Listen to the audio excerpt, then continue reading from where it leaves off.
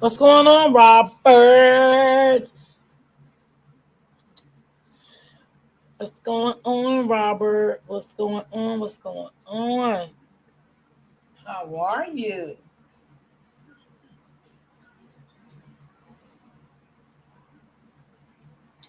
Just seeing some more people come in.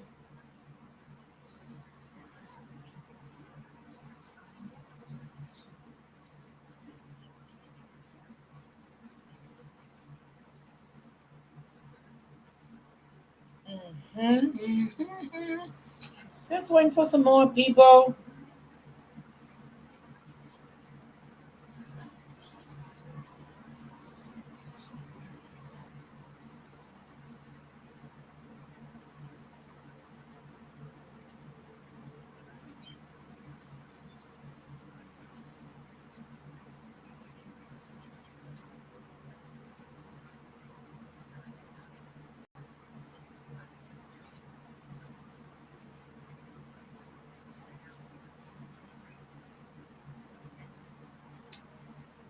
Hey, Auntie Cherry. How are you doing, my love? And how is the baby doing?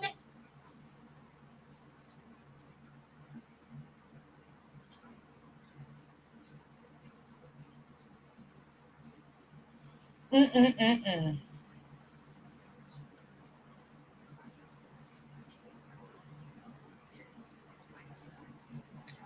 Boy, these people crazy. Yes, Robert, I agree. I don't know who this lady married, Robert. I always say, like, sometimes, we can get into relationships and stuff, and, what I'm saying, we really don't know, who he's marrying and stuff like that. And I think this what happened to this lady here. It seems like she was a great lady. She was a good wife and everything, but she started saying, oh, he's getting big. I know he is. I know he is. Well, I'm just gonna start it for whoever's in the chat. It's okay. I don't be wanting to stay up here long anyway. And when the streets get hot, you already know how that be. Y'all know I just respect the ones that's in here. So I'm gonna start it, let y'all listen to it. Let me let me hold on. So let me bring it up. Dad, I'm Bud. Let's count the smiles. I see one. Commercial. Two. So now she's telling the beginning how Honestly, she met him and that stuff. probably sounds like a really red flag, but my family, their biggest red flag was just the fact that he was a lot older than me. But they felt kind of comfortable because they already knew the family and Thank they you, could see how much Robert. we liked I each talked to other, her so they yesterday supported it. Things moved really quickly, and before I knew it, he and asked this me to marry morning. him. And honestly, that sounds crazy, except that my And I life did was let like her know really everybody's chaotic at the praying for her. time. So when he asked me to marry him, I just jumped on it because it was like really the best thing I had going for me. So to answer a few of your guys' questions from my last video, yes, this is a true story about my life. And you guys definitely did your research. My ex-husband was Richard Ivanitz. We got married in August of 1988 and we moved to Maine. And everything was fine at first. Honestly, I was happy to be married and I had this, it's probably pretty immature fantasy about what married life meant, but I was happy to be up there and with him. And he very quickly took charge and let me know what my responsibilities were supposed to be to him as a wife, to clean the house and take care of all the cooking. And he was in the military, so there was like the lessons on how to properly launder his uniforms and do all of his creases just right. And I took all of this in and just worked really hard to please him. And I was happy to do that because, I loved him and I was wanting to make him happy. Probably within the first month, things began to shift. He started picking on me about my weight. I had gained about 10 pounds and he started, telling me I was fat and that I needed to join Weight Watchers. If I cheated on my diet, he would tell me, you're going to wind up being fat like your mother, and you're just you can't do that. You need to get back on your program. I mean, up until this point, I felt pretty good about things overall, but as time was going on, I was regretting my choice of getting married, but I had made a commitment, and I believed in that commitment and in marriage, and that it's forever and that you have to work on it. And I also, had a lot of people tell me that I was too young to get married at the time. And so, I was pretty determined to prove everybody wrong that wasn't the case. Marriage was definitely not what I thought it would be. Things started off kind of rocky the first year, but by the summer of 1989, Mark was stationed in San Diego for shore duty, so we set out on a new adventure. At first, everything seemed really fun and romantic, getting settled in our new place. But pretty soon, things really shifted. He wanted me to get a job, but in order to get a job, I needed to be away from the house, and he needed me to be there when he got off of work. And he would get home from work at 4 o'clock in the afternoon. And unfortunately, a lot of the jobs that I could get, having no education, meant, other than a high school diploma, it meant, evenings and weekends. And he didn't want me to do that. And he didn't support me in going to get a college education, which is something I thought I would be doing. Eventually, he did allow me to go to cosmetology school. Since it was only a year, he was willing to allow me to be away from home so that I could get situated with a job that would pay me more money than minimum wage, and I could work regular hours. Going to cosmetology school really opened up my world and allowed me to get out of the house and make new friends. He didn't really like that very much, and he made it really clear from the very beginning that I wasn't to talk to anybody about our problems. He would explain to me that married people talk to each other about their problems. They don't talk to other people about their problems. Of course, at this point, I was 18, and I'm out there and I don't have any friends. I don't have any family around, and it was back before cell phones, back before the internet or email or anything. And it was a long distance phone call that, kind of cost a lot of money back then. And he really limited the amount of money I was allowed to spend on phone calls to my family. Not having a lot of friends or anybody who I could talk to about my relationship, I really didn't know how different it was from the average marriage. And I really didn't have anybody to bounce things off of and find out what was normal, which I think was probably exactly what he wanted. At this point, though, I was still committed to my marriage, and I was still committed to making it work, and most of the time things weren't really that bad. And I had a pretty good life out in San Diego. Then everything shifted again because he got out of the military. In November of 1992, Mark decided to get out of the military. The transition of him getting out of the military was a little rocky. He started having a lot of mood switches, and one day he came home. He was really frantic. He was just very anxious and beside himself. And he came in the door and he asked me, he said, "If I asked you to fly out of the country with me, would you do it?" And I was like, what do you mean? What the hell? Why would you ask me that? He's like, just answer the question. Would you go with me if I needed to get out of the country, if I wanted to leave the country? And I said, well, I don't know. Why do you need to go? I don't know if I want to live out. And he shut me down and he said, no, if I needed to leave the country, would you go with me? And I says, well, I guess so. I mean, we're married. Why am I going to stay here? Of course I'm going to go with you. And as soon as I said that, he just he breathed a big sigh of relief, and he's just like, oh, okay. He just kind of went on about his day, and he was just like, oh, I just had I don't know, I was just really stressed out. I just had a really rough day. And I just needed to know that no matter what, you'd be with me. So there were things like that eventually played into future things. Looking back at that seems kind of crazy.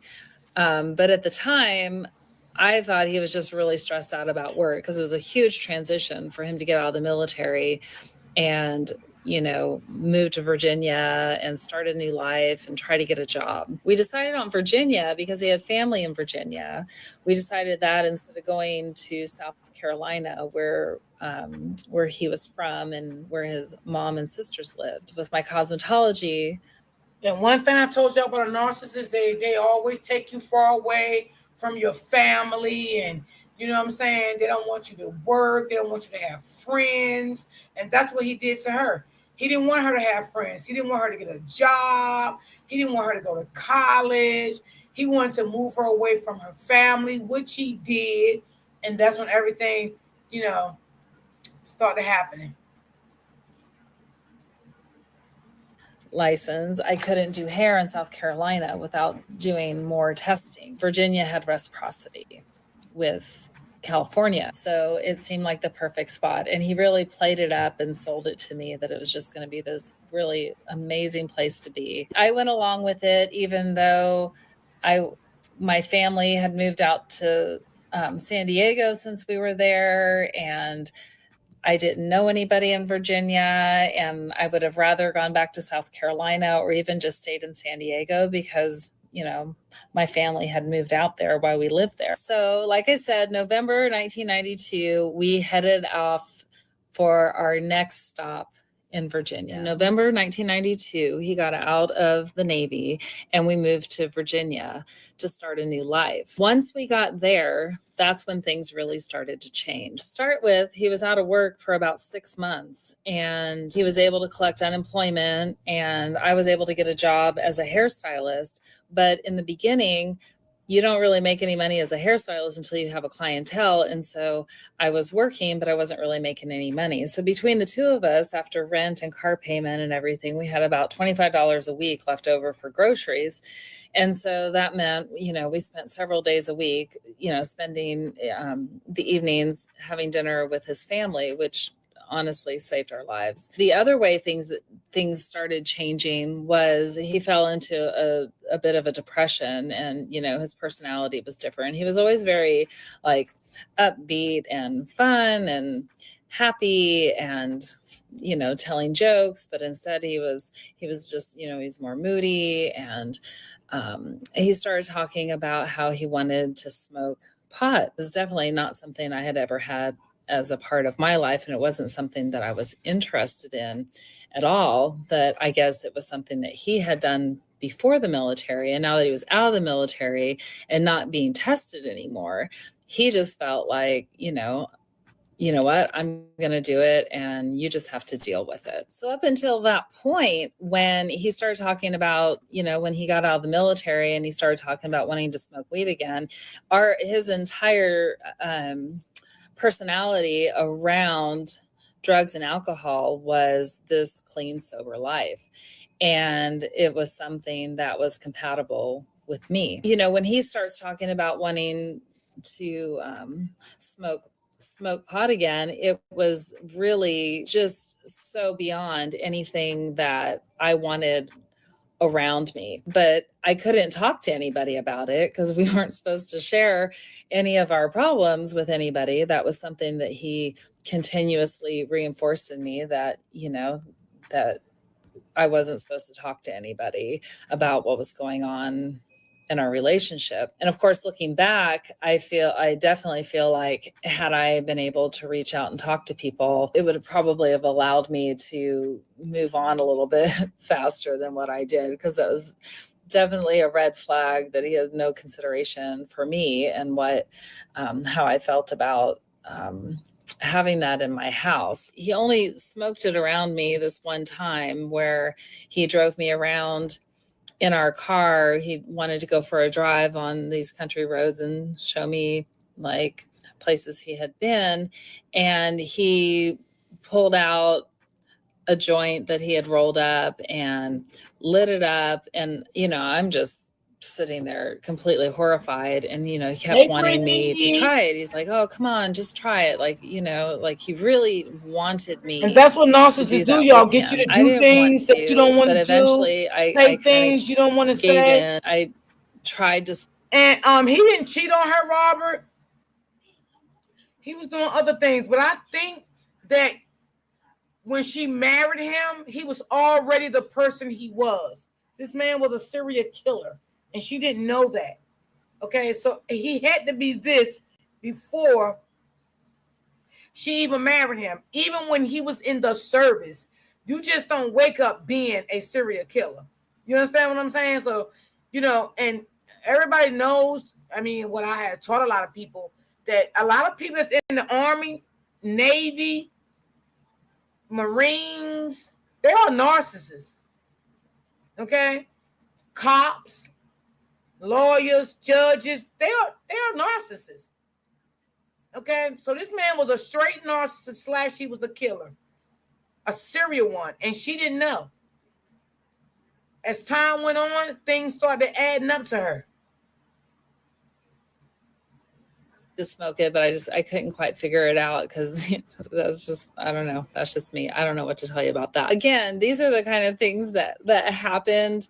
Like looking back, it's definitely puts things under a different frame, but certainly doesn't lead me to think that he's out killing anybody. We weren't really doing very well financially, and so I decided that I was just gonna do something else. So I found a job waiting tables and was making pretty good money. And that really did help a lot financially because he still wasn't working. Then one day I was waiting tables on this really beautiful lady. She had really beautiful hair color, and I commented on her hair color, and she said, oh, well, thank you, I'm a hairdresser. And I'm like, wow, so am I. She's like, what the hell are you doing here? Why aren't you doing hair? You shouldn't be waiting tables. She handed me a card and told me to go talk to her mom, and I was able to go find a job finally as a hairdresser in Virginia. And that changed things a lot. And he finally found a job, and things really started to stabilize, and we were going to be able to buy a house, which was just really just everything we were wanting. And I was hoping to be able to start a family and everything else. But as we were in the house buying process, things began to change. Okay, I want to back up here for just a minute. A lot of you guys have been asking whether or not I knew about his conviction in 1987 prior to us getting together. So what he had told me about it was that he had been blacked out drunk. I guess he had a really severe drinking problem, and he was driving around Jacksonville, Florida, blacked out drunk, and apparently driving around naked. And some girls had seen him. This landed him arrested and in a rehabilitation center for his drug and alcohol addiction. By the next year, when we were starting to see one another, he had embraced his sobriety and his alcohol and drug-free lifestyle. Honestly, at the time, I was impressed. I thought that it took a lot of courage to face his inner demons and deal with the things that were causing him to drink. Of course, at the time, I was only 17. Actually, I was 16 at the time. So I really didn't know the greater implications of addiction, or even what it meant to have an addiction, or why people are addicted, or I didn't know any of that. At the time, I just thought he was doing really well, and I was impressed, like I said. And I was not somebody who drank at the time. I was a teenager, and we also have to back up that this was the 80s, and the big campaign on just say no, and this is your brain on drugs, and all that kind of stuff. I was 100% on board with that. And this had been drilled into my head since, I was 13 years old. So to be with somebody who was choosing a sober life really appealed to me. By the time we moved to Virginia, we had already been married for 4 years, and alcohol and drugs had never been a part of our relationship. So when he decided that he was going to start smoking pot and wanting me to do it, it was pretty alarming because that was not something that I had planned on having in my life. And we have to remember it was illegal then, and people were going to jail. And I didn't want to get in trouble for something that wasn't even part of my life, having something in my house. Mm-hmm.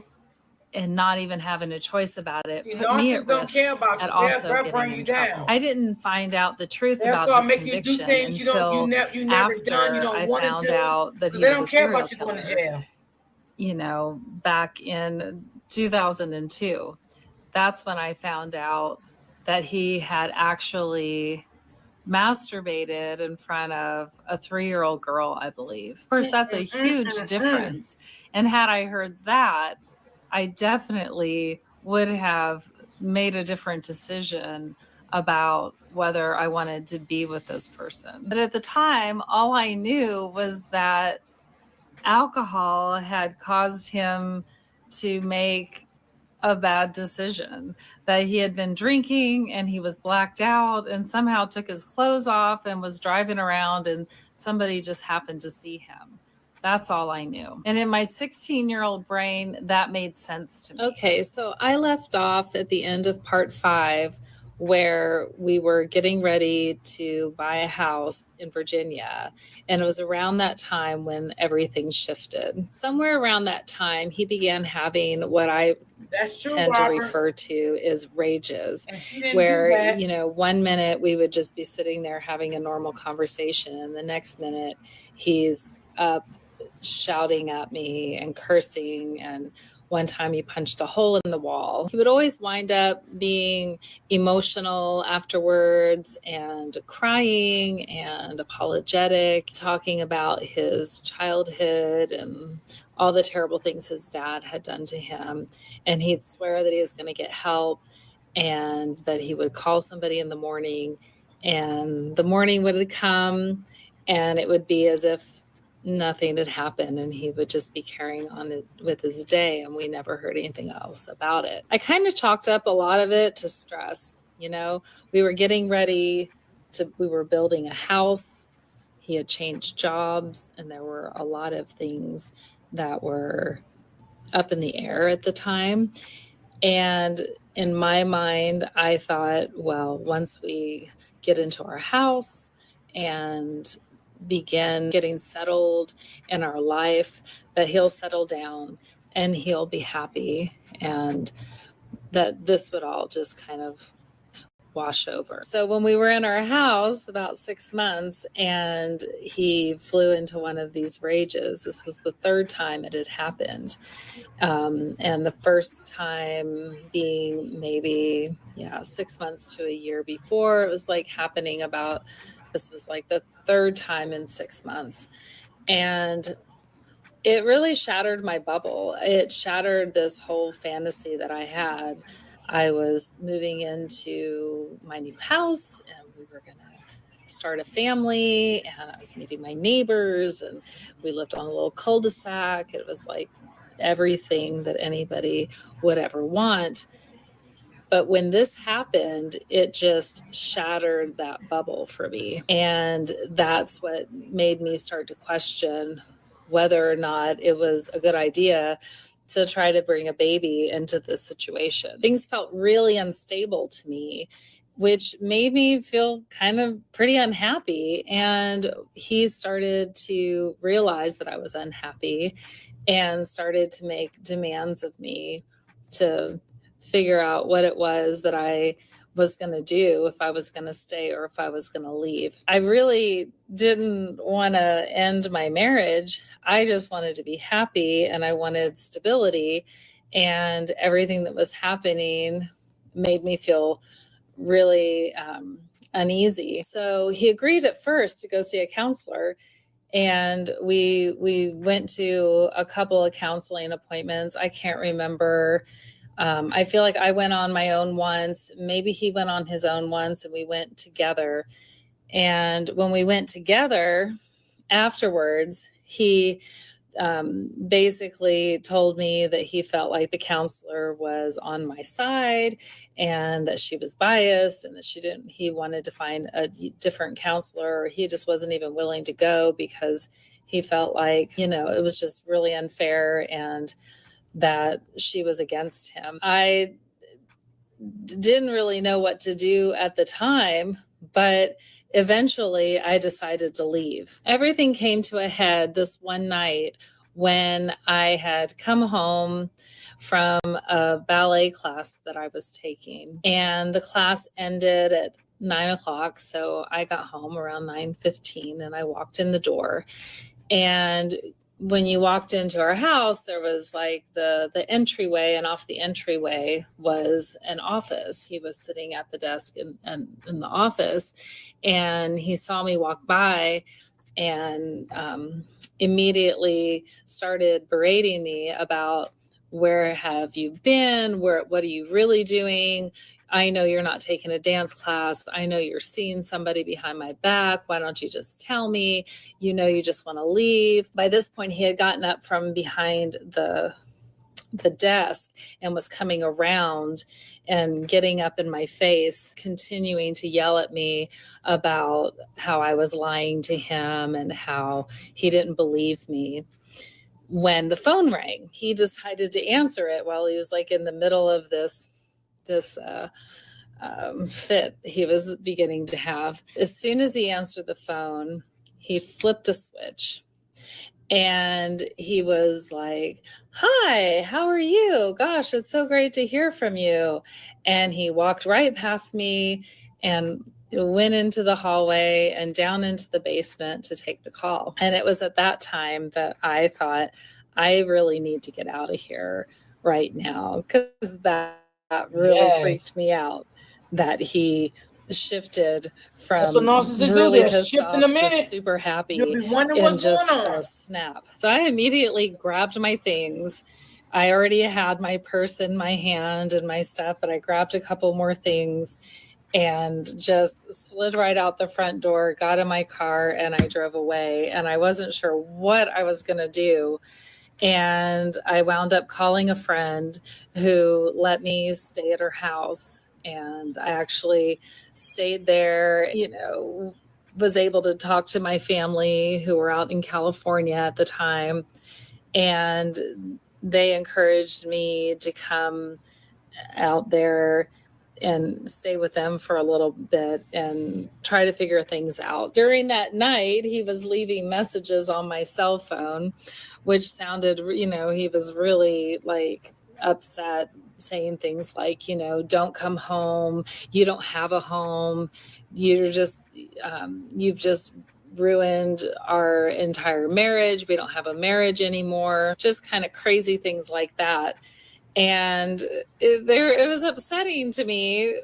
But at the same time, certainly looking back, I think, shoot, I wonder, if I hadn't left, like what would have happened that night. At the time, I just felt really uncomfortable and thought I needed to not be home. It was after that I decided that I was going to go to San Diego, where my brother lived, and stay with him for a little while and start, moving on to a different part of my life. A couple of days later, we wound up talking on the phone, and he agreed that he would be out of the house on the weekend, and I could come pack up my stuff so that I could leave. And that's what I did. I spent the weekend in my home for the last time, and I packed up my car with as many things as I could, and I hit the road for California. So I left Virginia and I headed across the country to San Diego, where I stayed with my brother, who had moved there at the same time when Mark and I were living there before. While I was there, I met Scott, who's now my late husband, and there's more to that later. He lived in Northern California, so I came up here and I met him, and we fell in love. We got married, and I had a couple of babies. And when my second kid was 3 months old, the FBI showed up at my door. I had been warned the day before from his cousin, who had called me to tell me that the FBI was at her parents' place and asking questions. And she had basically just told me that they had given the FBI my information, knowing that I'd be happy to talk to them.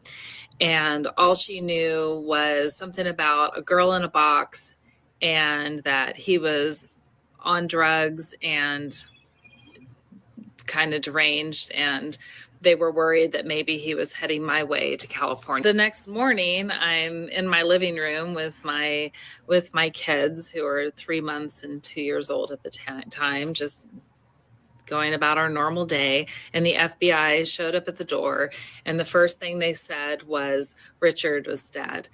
And it kind of threw me back because Richard is his first name, but he went by Mark. So it took me a minute to realize who they were talking about, and then, let it sink in, the fact that he was dead. They came in and sat down, and they told me that Mark had kidnapped a 15-year-old girl in South Carolina.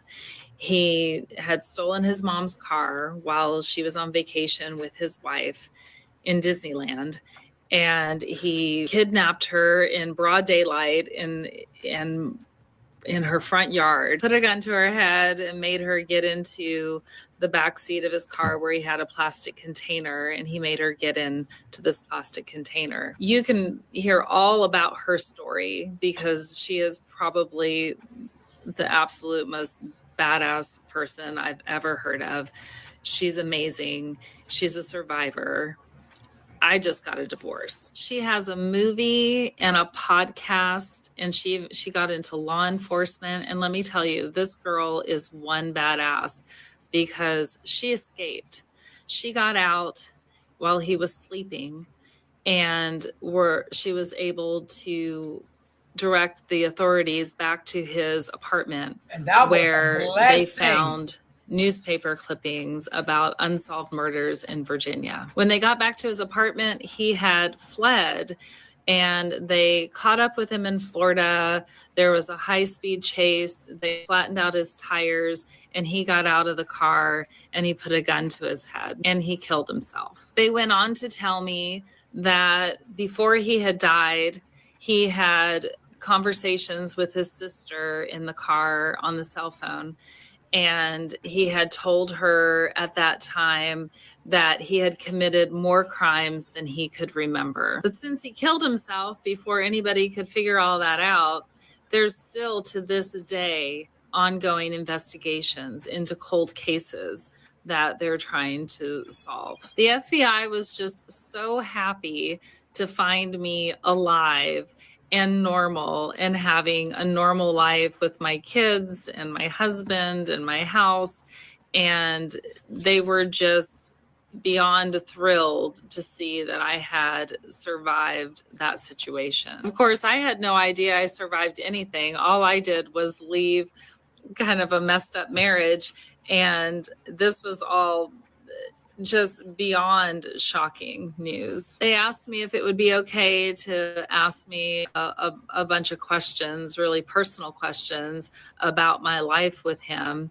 They viewed me as a way of profiling him, and also a way of providing a timeline, because I was married to him for 8.5 years. They explained to me that they found newspaper clippings about some unsolved murders in Virginia, one of which happened before I left the marriage. It was in September, the year before I left. And at that time, I had gone to San Diego to visit my brother. They told me that that seemed to be the way that he operated, was that he was committing crimes when his wife was away. So the fact that I was able to show them that I was out of town showed that he had the opportunity to have committed that particular crime. The other two murders that were confirmed were after I had left the marriage. They were in May the following year. My conversations with the detectives and the FBI helped to confirm some facts that helped to prove that he had indeed been the one to murder all three of those girls. So like I said in my previous video, I just had, at the time that this all dropped at my door, I had two babies at home. I mean, I'm sitting there through these interviews with my baby on my lap and my toddler on the floor playing blocks, and worried that, like, what are they listening to? How is this going to affect them? My baby wanted to nurse, and I'm just trying to get through this interview. It was extremely stressful. It was very surreal. This seems like something that would happen, in the movies. It doesn't seem like real life. Like, this can't be happening to me. How could that be? I had a marriage, and it was fucked up, and I left it and moved forward, found something new, healed that part of my life. And then I just find out that this wasn't anything I had even it was nothing that I thought it was. Entire marriage was a lie. So that made me really look back at everything with an entirely different lens than what I had previously. I left off last time when the FBI had dropped the news about Mark being a serial killer, and how that changed my lens that I now looked back at my marriage. Suddenly I had all these memories and all these things that never really stood out to me before, but in this new light, I started looking at things quite differently. One of the things was, when we lived in San Diego, he always had me going to self-defense classes, and was concerned that I know how to defend myself, and was always looking over my shoulder and paying attention to my surroundings, and getting quickly into my car. And if there was ever somebody who would approach me, or if I was ever in a situation, that I would know how to defend myself. That certainly looked a lot different looking back than it did at the time. I mean, of course, a lot of people did that. It was definitely interesting. And I told you, when you come out of a narcissist relationship, whether you're a man or a woman, things don't make sense to you while you in that relationship. So everything she's saying is about right. Nothing made sense to her when she was in that relationship. She was only being a good wife to her husband. Then when she split up from him and went her own way, things started making sense to her. And that's what normally happens. When you leave a narcissist, things going to start making sense to you. You're going to start saying, oh, now this is why he was saying this. This is why she was saying this. This is why they was doing this. A lot of things going to come around to you. A lot of things going to start making sense to you. But when you're with a narcissist, it's never, ever going to make sense to you, because they're going to make sure nothing they do or say makes sense to you. They want to keep you blindsided. They want to keep gaslighting you. They want to keep manipulating you. So that's what they do. You're never going to start saying anything until you are far away from them. That he was basically teaching me how to protect myself against somebody like him. So the other thing that really stood out in my mind when I heard the news was, when we were living in Virginia the last year, they thought at the time that there were 2 serial killers living among us. There was a lot of things that were happening. It was a pretty stressful time. It had a lot of us speculating about who this person was, and everybody was glued to the news, and it was just a really scary time. And it's crazy, y'all, because one of the serial killers was her husband the whole time. But they don't harm their wives. Serial killers really don't like harm their wives or their girlfriends. You know what I'm saying? They got to keep them close to them. They got to come home, have them think everything is okay. They working hard. They tired. They love them. They this, they that. But they out there, they are a serial killer. Okay? And when she was watching that news about the serial killer in her area, they said it was 2 serial killers. One of them was her husband, and she didn't even know that. Especially for women. I remember one evening in particular, after watching the news, being concerned and expressing my concern to him about that I was afraid. And, I came home late at night. I would work until 9:00 at night at this point at the salon. I was worried about being out late by myself. And he assured me that he didn't really think I had anything to worry about because I didn't fit the profile of the women that were being killed. At the time, there was this guy who was pulling over women, flagging them down like they were having car trouble. Most of the people, I think, got away.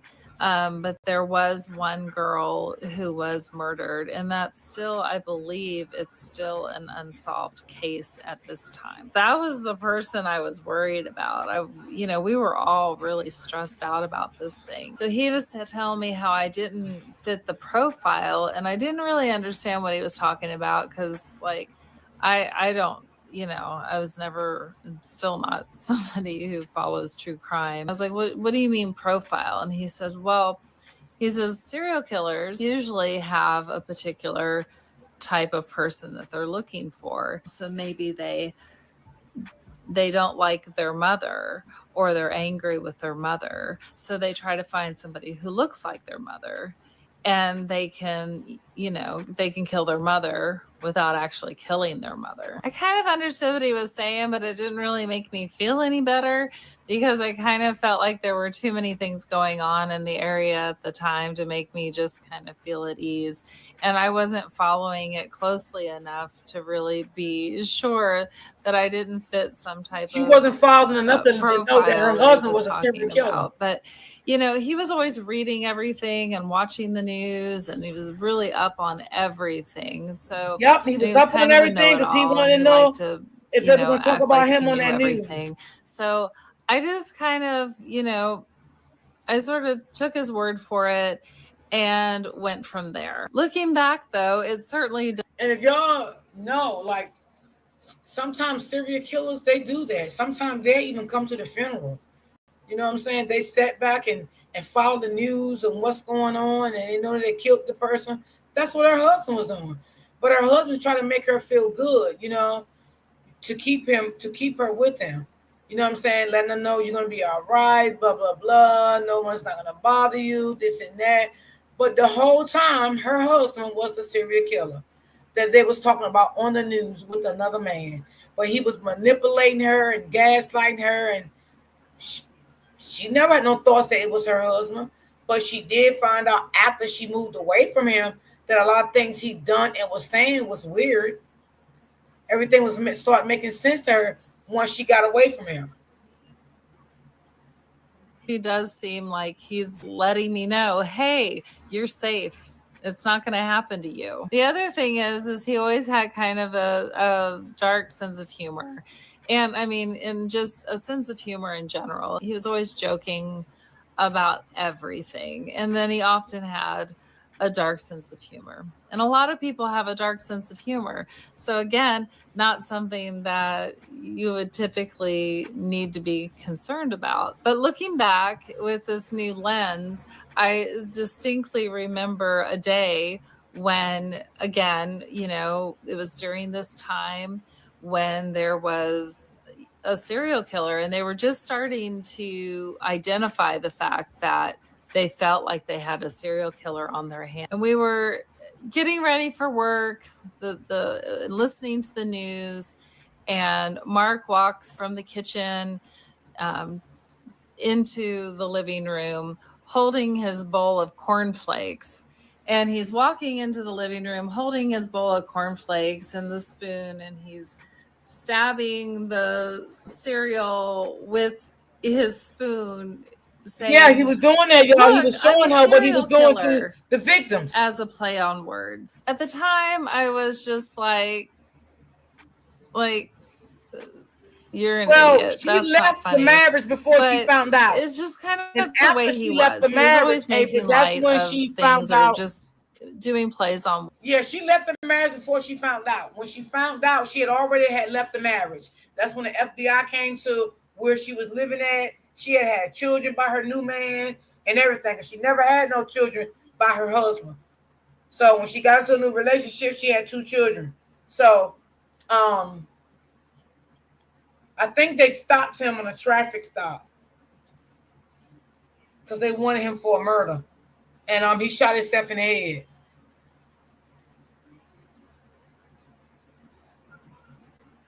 On words, joking around. I kind of rolled my eyes. I'm just like, oh my God, that's a bad one. And I went ahead and got ready for work and kind of went on about my day. And of course, looking back at that, that's fucking terrifying, because he's basically telling me, hey, look at me, I'm a serial killer. He told me. I don't really know don't know what to tell you guys. The whole nother thing, like looking back is always different than when you're going through things. But those were 2 definite situations where looking back, it's pretty disturbing. What it do, everyday people, man? It's your boy PJ. Today we back Yep, it was very, very disturbing. another lit video. Well, that's Back a in the lot now. professional. I Yes, we know stay she in got lit some big trauma dog, man. behind Shout out that. to my everyday Yeah, people who rock with me every yeah. day. Shout out to my Of player course you partner, do. Lucky Wheels and You Deals, man. know, Your boy keeps it but she lit. was out of Make there. sure you guys like, comment, and subscribe to this video. That's the husband right there on the screen. Yeah, she was definitely out of there. She got out of there. She got tired of the manipulation and things like that. And it was good that she got out. It was good that she got out. But like I said before, when you are with the narcissist, you're never going to see shit for what it is. But hope and pray that you get out safe. And she did get out safe. She waited one day. He told her, go there and get her stuff and everything. He didn't harm her or anything. She went there when he wasn't there. She got her things. She got on the road, and she was gone, baby. And then that's when she got a call. Well, the FBI came to her house, and told her that her husband was a serial killer. Yep. And the whole time, it was on the news that they were looking for 2 serial killers in their area where they was living at in Virginia. And he would sit there and watch the news and everything, like nothing wasn't going on, like it wasn't him. That's crazy, y'all. That's crazy, and that is scary.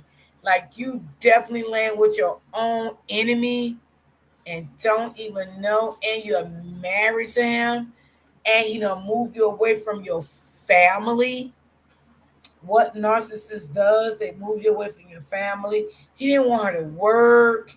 He didn't want her to go to college. Like, he didn't want to do anything. So, yeah, you got to be careful some of these people, child. You just don't know who you're dating out here no more. You really don't. Well, that was all I had for the day, y'all. I'm going to get on up off of here so I can make my steak for dinner and chill out for the rest of the day. Thank you, April. Thank you, Brittany. Thank you, Auntie Cherry. And thank you, Robert, for coming in. I appreciate you guys. If one of you guys want to buy me a coffee, the link is in the chat. I appreciate you guys. Thank you, thank you, thank you. I will see you guys tomorrow. You guys have a great day. Enjoy the rest of your day. Stay prayed up. And always remember to keep God first. And I love you guys. I will see you guys tomorrow.